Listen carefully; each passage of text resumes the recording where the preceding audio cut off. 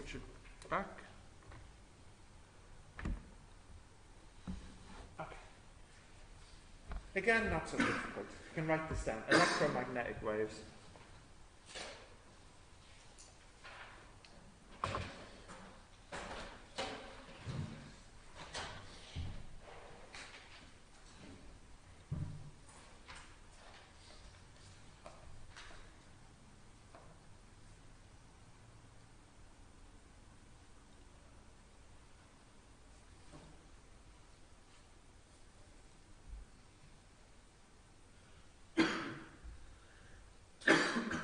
Okay, got that?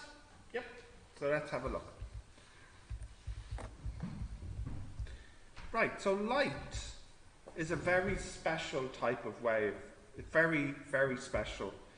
It's firstly, it's an example of an electromagnetic wave, which we'll have to talk about what that is. Here are more examples of electromagnetic waves from day-to-day life. So a radio wave, that's also electromagnetic wave.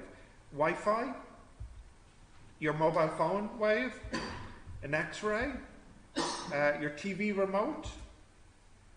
These are all electromagnetic waves. And what's really amazing is that these waves are all actually the same thing. They're made of the same stuff.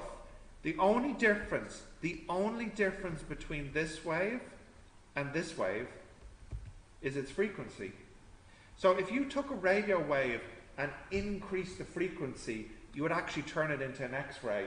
Or if you took an X-ray and reduced its frequency, you would turn it into a radio wave. It's the only amazing really. The only difference between these waves is frequency. They're all actually the same thing. They're all an electromagnetic wave.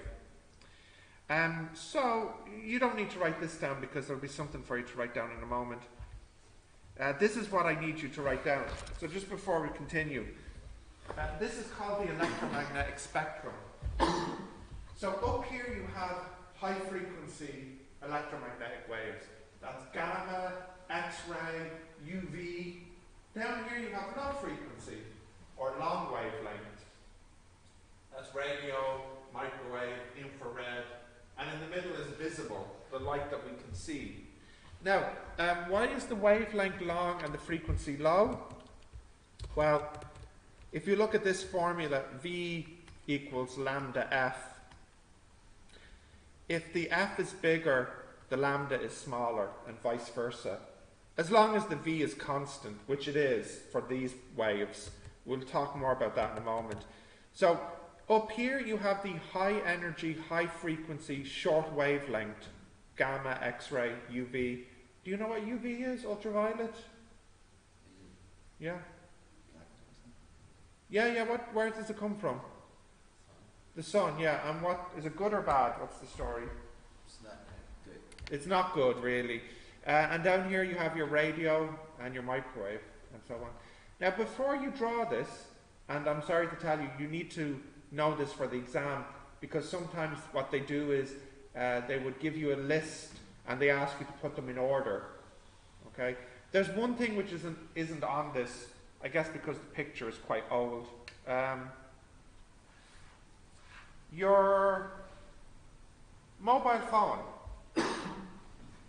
even though my phone is quite old, one thing it has in common with your phone is that the frequency of the wave is the same, because it's the same network. Where on this chart do you think you would see the mobile phone frequency? Where would you put it? You'd put it somewhere between radio and microwave, yeah. Anywhere else? Any other ideas? You're picturing it down there. You're right. But in fact, what's interesting is it's exactly the same as a microwave. It's the same frequency as a microwave, I think. Let me think about that. Yeah. If you, now obviously turn your phone off. If you put your phone in the microwave, and the phone and the microwave is off, okay? If you put your phone in the microwave, the signal will drop to 0, because the door on the microwave blocks the frequency of the microwave, which is the same frequency as the phone. So if you put your phone in the microwave, you'll see that the signal drops down to 0. The frequency of the Wi-Fi is a little bit different. So if you put your phone in the microwave, you can still get a Wi-Fi signal, I think, but no network signal. And do you know what? I'm going to get a microwave and do that right now. Does somebody have on their phone, they could easily see the Wi-Fi signal and the network signal? Like, is it clear? You have Wi-Fi and network? All right. Physics experiment. I'm going to get the microwave in the teacher's room.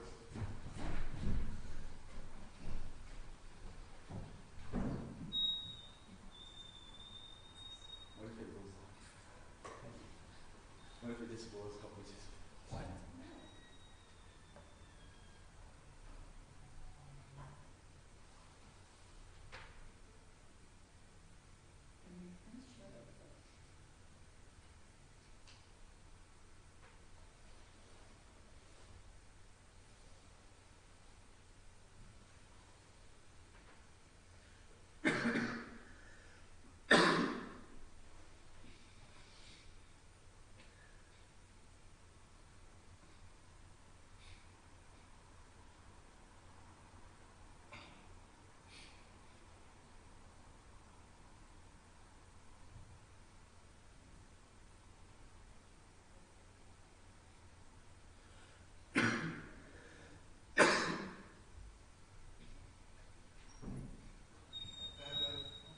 Let's see.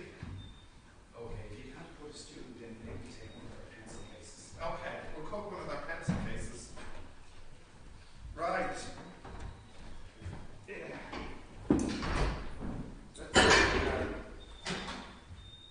Let's get this out. I'll check with mine first. So I've got a signal. At least I can see just about.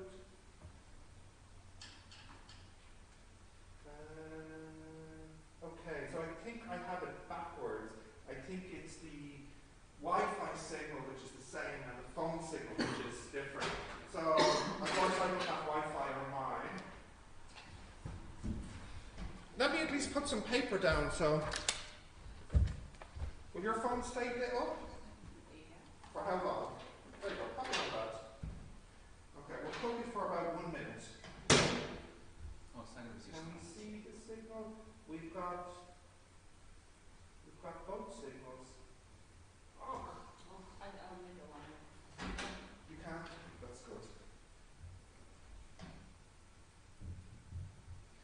Unless you've got a super phone as well, like super hearing.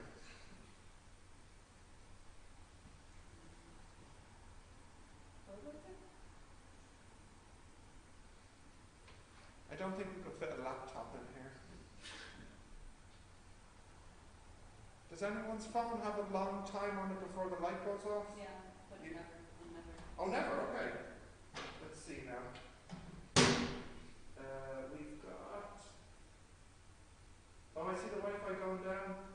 It's dropping. It hasn't completely gone down. I can't see the country down. There we go. And then, now what's the Wi-Fi signal? It's gone back up. Yeah, so when I put the phone in, the network signal stays the same, but the Wi-Fi signal drops down. So this means the Wi-Fi is roughly at the same frequency as the microwave. You see this door here? This is designed so that the frequency, the microwave waves, can't come out. So they get reflected back in. The Wi-Fi is about the same frequency. I guess it's not exactly the same. So about half the signal was lost by putting it inside this. Okay. So I just think that's interesting. It's the same frequency. But why does the Wi-Fi not cook you if it's the same? And the reason is because this is so much more powerful. You know, like the Wi-Fi on that is maybe 1 watt, whereas this is like 3000 watts. So that's why this would cook you and the Wi-Fi wouldn't cook you. Yeah? But it's actually the same, it's exactly the same. So if you had enough Wi-Fi routers, you could cook something. Now you would need maybe about 3000 of them, but you know, you could cook something. It's the same, like, it's the same wave. Yeah? Okay, I'll put this back because I'm sure some teacher might need to use it, and then we'll continue. Take my notes out.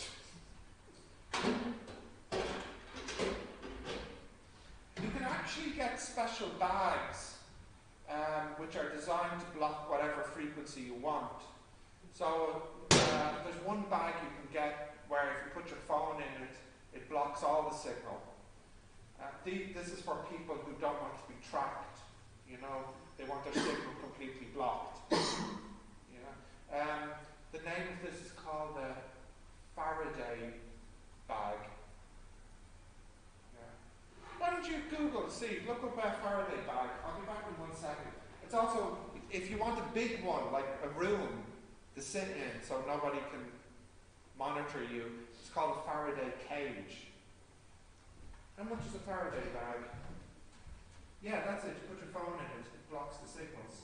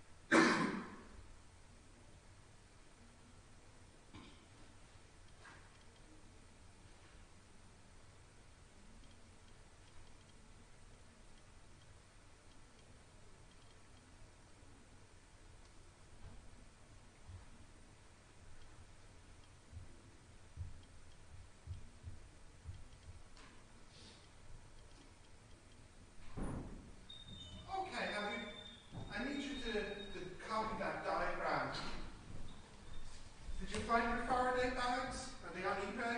No. Amazon, are they expensive? That's okay. Stop the police from monitoring you, that's okay. No, for the exam you just need what's important is the order from radio to gamma. So, yeah. if you put something in a Faraday bag and you pass the security in the airport? Yeah, they can still see it because the X-ray is so high frequency. But it blocks the phone signal. I've been to a convention before, and they put our phones in those Faraday bags. Yeah. Because they don't want the phones to. They don't let us record, and they don't want. Yeah. That makes sense. Oops. Oh, the screensaver. Just the order, no. Huh? Just the order.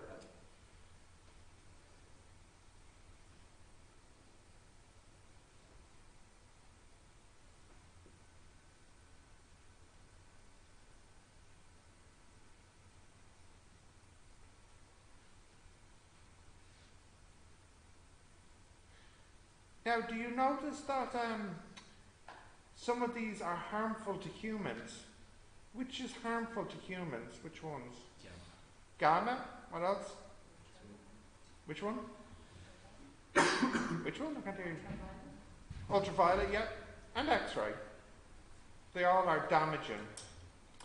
So in other words, if the frequency is too high, it's damaging to humans. When is it too high? Around about here at the ultraviolet mark. Okay. There's a misunderstanding people think mobile phones and Wi-Fi are damaging, but they're not, because they're at the same frequency as microwaves. So they can't possibly be damaging. Is it because of the non-exposure, or is it? No, it has no damaging effect. Is microwave? No, no. It's not possible. It's not possible. We'll learn later why it's not possible. It's only possible to damage human cells when your frequency is at least at ultraviolet. It's just not physically possible less than ultraviolet. What happens is when the frequency is high enough, the wave can damage the DNA. You know DNA? And that's what causes the cancer. But if the frequency is not high enough, it cannot damage the DNA, no matter how much there is. It doesn't matter about the exposure. I don't know why. It's one of those fake science things where people think mobile phones and Wi-Fi are damaging, but they're simply not. Yes? In Germany, they say it's microwave is damaging. But it's not, though. No, It's we not. can say that most. We can argue for things. There's not only is there no evidence for this, but there's no scientific way that it could be damaging. It's just not. It's not possible. I mean, it's like saying radio waves are damaging, but nobody would think listening to the radio or being near a radio station is damaging. It's the same principle. So there's a mark. There's a line right here. I think, I can't remember its name, but if you're past this frequency, then all the waves are damaging, and if you're less than it, it's not. It's a very clear, well, not very clear, but it's somewhere in the ultraviolet area. It also depends on the person, you know, like, who's the darkest student here? Siba, I think, maybe, and you would have a higher level of frequency that you can be exposed to, slightly higher than me, for example, before the waves are damaging to you. Okay, but it's not all great. So you have a small advantage this way, but we have a small advantage you don't. So myself, Kim, Matt, and Chow, we can get vitamin D from the sun more easily than you two can. So it's like a trade-off, you know. I remember my doctor told me, because I had vitamin D deficiency, he told me to, like, when I get out in the sun, like, I can only go when it's, like, setting or rising. He told me not, like, don't If you have vitamin D deficiency and you're in Ireland, then you probably need to take some vitamin D. Huh? I was in Saudi. Yeah, but now that you're in Ireland, vitamin D deficiency would be a bigger problem. But supplements don't help. They don't help I've you? taken them for like 6 months. They don't help? Maybe you need to get your vitamin D from food. I think it's fish and dairy has lots of vitamin D, yeah. So this is a disadvantage of having darker skin. It's more difficult sometimes to get vitamin D. But then the advantage is that you're not going to damage your skin as easily as we will. Okay. So like I said, in the exam, you'll need to know this. Now, what I want to look at next is the visible part. I'm going to expand this piece of the spectrum, the visible, although it's the other way around. So the image is flipped. Here, I don't know, I'm sorry, I only noticed this, or not that I only noticed it, but the image I got is the other way around. So on this side is the low frequency, and here's the high frequency this time. What I'm doing is I'm zooming in on this small piece is visible. What's interesting is the reason light is different colours is just because it's different frequencies, that's all, and different wavelengths. So remember with the sound, the higher frequency sounded different and only some of you could hear it. It's kind of like with the light as well, you know. Down here, this wavelength is bigger than this wavelength here. This is 4 times 10 to the minus 7 meters wavelength, and this is 7 times 10 to the minus 7 wavelength. Okay? makes the colour different. Now, what will happen is, as you make the wavelength smaller, you go from red to purple. If you make this smaller again, then you can't see it anymore. Just like with the sound. You remember when the sound became such a high frequency, we couldn't hear it anymore, eventually. The same with the light. If the frequency is too high, then you can't see it anymore. And likewise, if it is too low, then you can't see it anymore. We can only see from here to here. In the exam, students are expected to know what colour represents what wavelength. So, this one here, around about the 700 nanometers, that's kind of red and orange colours. Around about the 600 nanometers, that's, you can kind of see the yellowy colours. Around about 500 nanometers, this is when the green starts to become blue. And then around about the 400, this is the purple. Okay? So, what you could write in your notebook is, you could write down 700 nanometers is red light, 600 is kind of yellow, 500 is kind of, what would you call that? Greeny purple, and 400 is purple.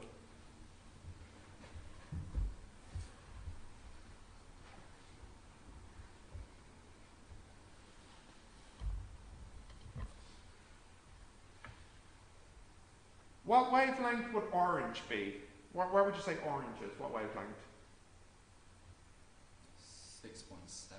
Yeah, around about 650 nanometers. Green? 5.5. Yeah, about 5.5 times 10 to the minus 7. Yeah.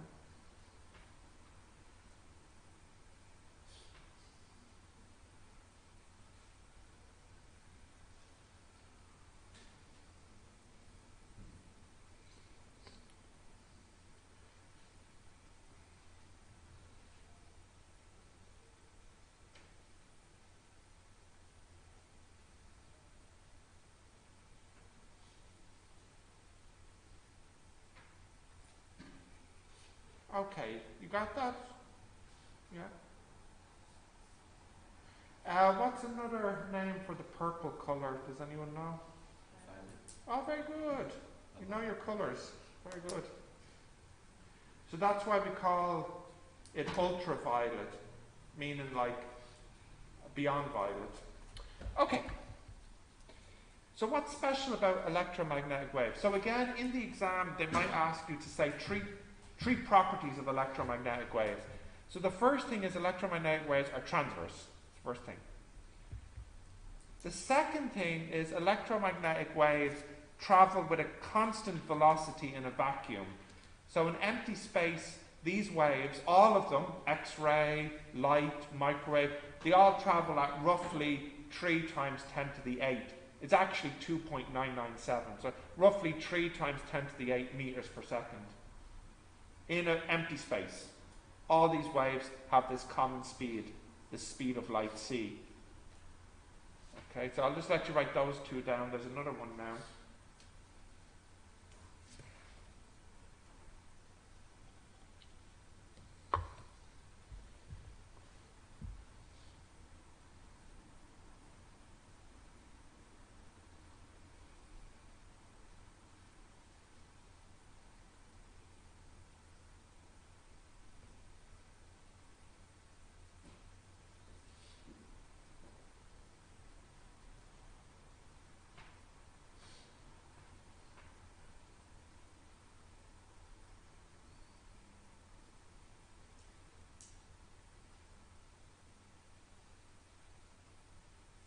Okay? Yeah. The third property, and it's the strangest one. If you think about an ocean wave needs water to move. What does a sound wave need? It needs air. It moves in air. Okay? What's so strange about these waves is it doesn't need any medium. These waves can move in empty space when there's nothing to vibrate, which is so strange, because think about it. For my sound to reach you, it has to make the air vibrate, and then it makes your eardrum vibrate.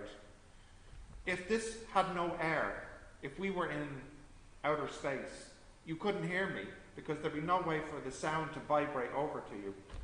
What is so strange about these electromagnetic waves is they don't need a medium. They can travel in a vacuum, which is really, really strange for a wave, because then you might say, what is vibrating? It's very peculiar, okay? So of all the properties, that's the strangest one. They don't need a medium of propagation.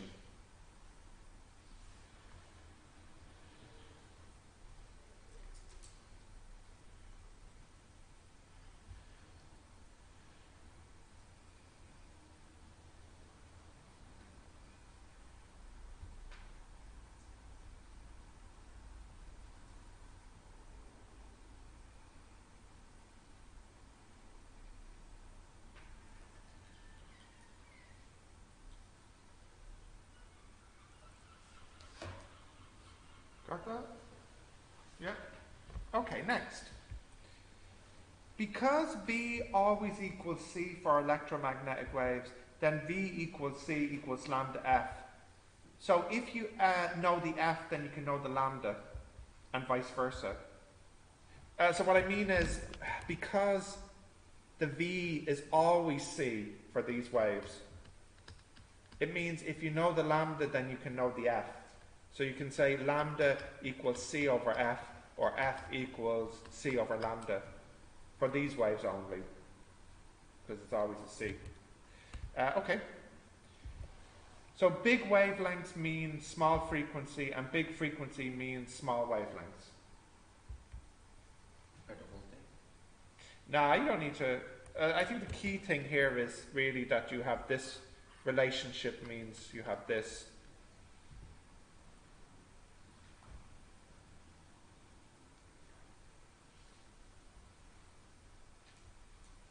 Okay.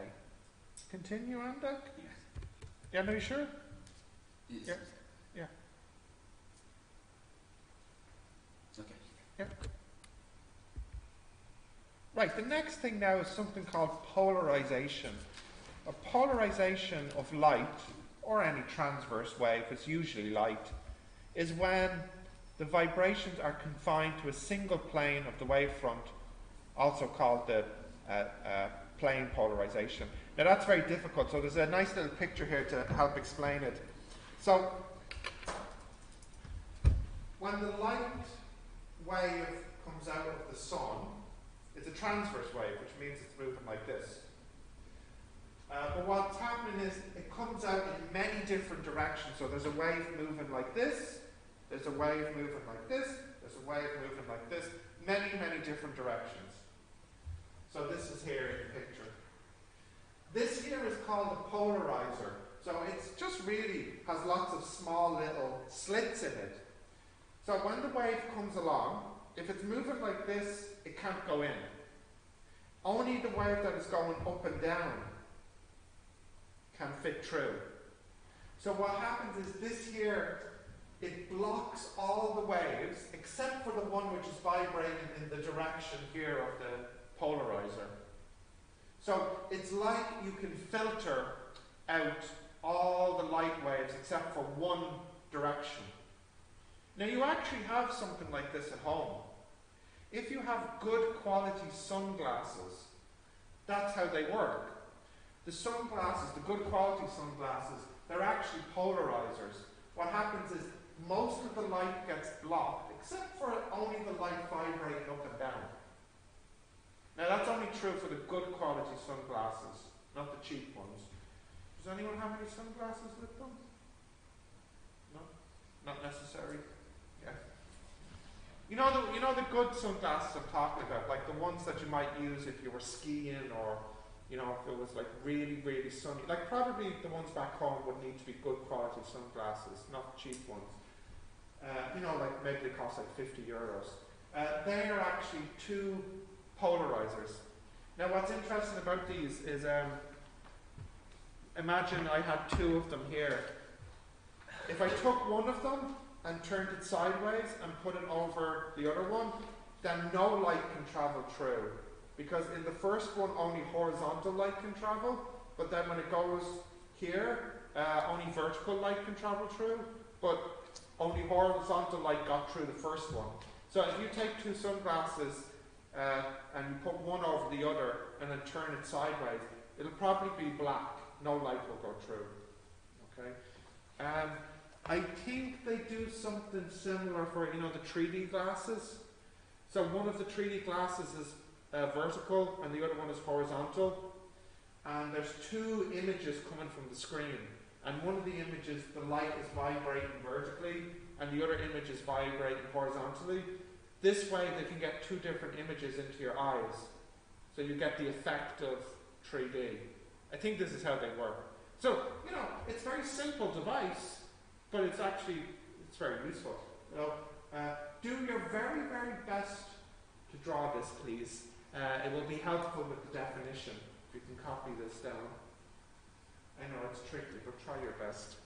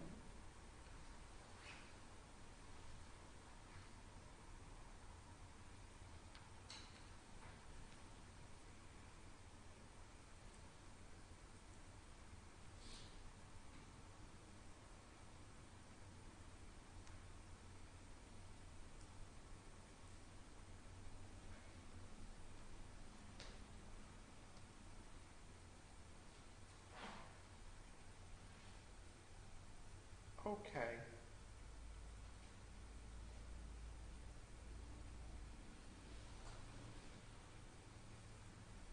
Got that? Yeah.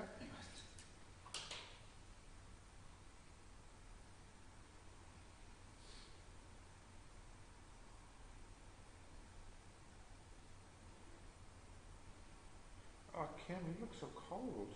Are you okay? Are you sick? No, you're just cold. Okay. Continue on deck? Yeah. Okay. Right. Here's a small question for you to do. Just the one. So what's the frequency of red light? And the wavelength is 700 nanometers. So you have the formula C equals lambda F. What do we know here in this one? We know the wavelength, so we know this. And we also know this. So on your calculators, you can say F equals C over lambda, which is 3 times 10 to the 8 over 700 times 10 to the minus 9 nano. Okay, what's that, please?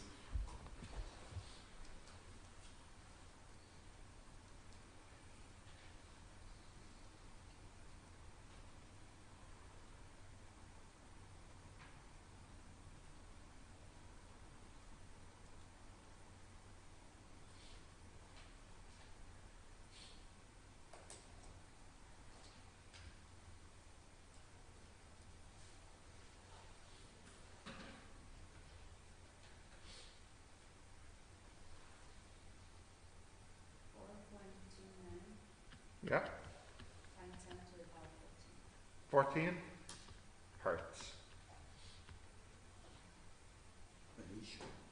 Yeah, it should be a big number. You got 10, just I got 10 to the power 4, minus 4. Oh no. No, I think you did something wrong. Yeah, but I did get 4.29. Can anyone else confirm this? Ken, is it right? Yeah. Yeah, that's right. Sorry, man. Looks like you did something wrong. Okay. Continue. So that's really it for this one. So just for the last 5 minutes, again, it shouldn't take you too long to do these. It's another simple lesson. How many questions will we give you? Yeah. Okay. 5 questions. You should get them done in 5 minutes or so. Can you try those questions now? Page 107.